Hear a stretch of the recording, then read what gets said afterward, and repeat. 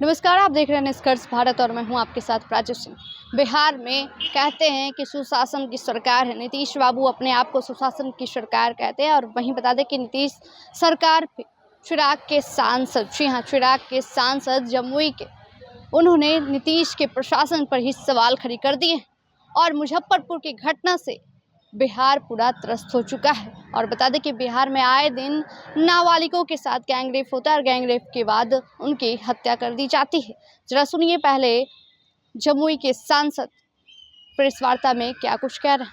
कि हम आज की 21वीं सदी में भी जहां पर सुप्रीम कोर्ट द्वारा आरक्षण की समीक्षा की बात की जा रही है, आज भी भारत के अंदरूनी गांवों में लोग जातिवादिता को इस तरह से फॉलो कर रहे हैं। वहाँ पे एक दलित जाति के रूढ़िवादिता को लेकर के, भेदभाव और शोषण को लेकर के आज भी लोग इस तरह से दबाव बना रहे हैं।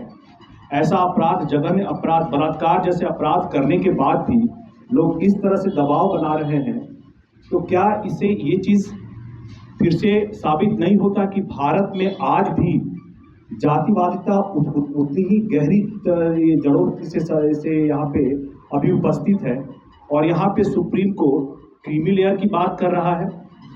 आप ये बताइए कि जिस संविधान के द्वारा प्रदान किए गए आरक्षण में लोग क्रीमी लेयर की बात कर रहे हैं, क्या आज भी भारत के गांवों में जातिवादी रूढ़ता को लेकर के इस तरह के अपराध किए जाते हैं, उन दलितों को शोषित करने के लिए, उनको प्रताड़ित करने के लिए, और बाद में ये भी धमकी दी जाती है, तो क्या ये सवालिया पक्ष नहीं उठता है अभी कि क्या जातिवाद खत्म हो गया है? क्या भेदभाव खत्म हो गया है? क्या आज भी हम उसी रूढ़िवादिता में नहीं जी रहे हैं? क्या आज भी दलितों को शोषित, वंचित और उपेक्षित नहीं होना पड़ रहा है? ये सवाल पूछे जाने की जरूरत है और इसीलिए हम सरकार के समर्थन में हैं, लेकिन हम अभी भी सरकार से मांग करेंगे, हम डायरेक्टली सरकार में इन्वॉल्व नहीं हैं, इसलिए हम सरकार से मांग करेंगे कि जो भी आरोपित पक्ष है उनके ऊपर त्वरित जांच हो, न्यायिक प्रक्रिया के हिसाब से जांच हो और इसमें तेजी ला करके जितनी जल्दी हो सके उनको कड़ी से कड़ी सजा दी जाए, एक उदाहरण बनाया जाए, ताकि जहानाबाद में 2 साल की बच्ची के साथ जिस तरह से दुष्कर्म हुआ और एक अधेड़ आदमी 35 साल के व्यक्ति के द्वारा, क्या उस वक्त उसकी मानसिक सुचिता कहाँ चली गई थी?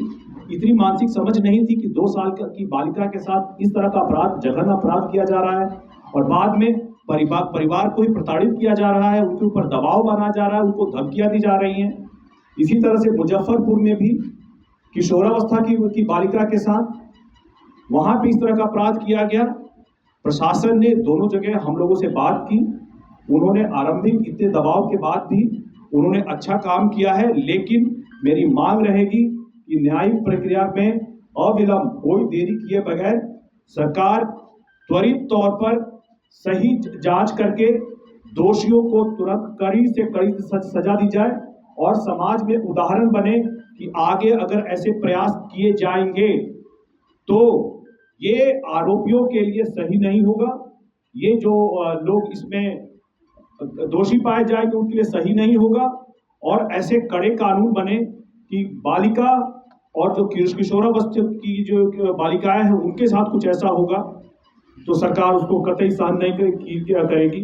और इस मामले में हम लोगों की सरकार से उम्मीद रहेगी कि सरकार त्वरित कार्रवाई करे और दोषियों को कड़ी से कड़ी सजा दी जाए।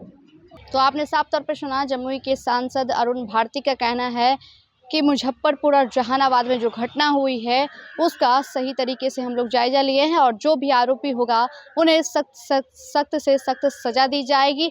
और इसका जो हम लोग के लोजपा के सुप्रीमो है चिराग पासवान नीतीश कुमार के साथ बैठकर मुलाकात करके बातें करेंगे और संज्ञान इस पर लेंगे कि आखिर क्या किया जाए, क्योंकि लगातार बिहार में आपराधिक घटनाएं बढ़ती जा रही है। लेकिन देखना होगा क्या नीतीश कुमार इस पर क्या कुछ एक्शन लेते हैं। क्या चिराग पासवान जहां बिहार फर्स्ट, बिहारी फर्स्ट की बातें करते हैं, दलितों के नेता कहे जाते हैं, तो देखना होगा क्या कुछ होता है। क्या बिहार में जहां बातें चल रही है कि अब जो घटनाएं हैं 90 के दशक यानी कि लालू के राज में जो घटनाएं होती थी वो अब नहीं होगी, लेकिन आए दिन कोई ऐसी ना ऐसी घटनाएं होती रहती है। तो फिलहाल देखना होगा क्या कुछ होता है। फिलहाल इतना ही, देखते रहें निष्कर्ष भारत में। प्राची पटना, धन्यवाद।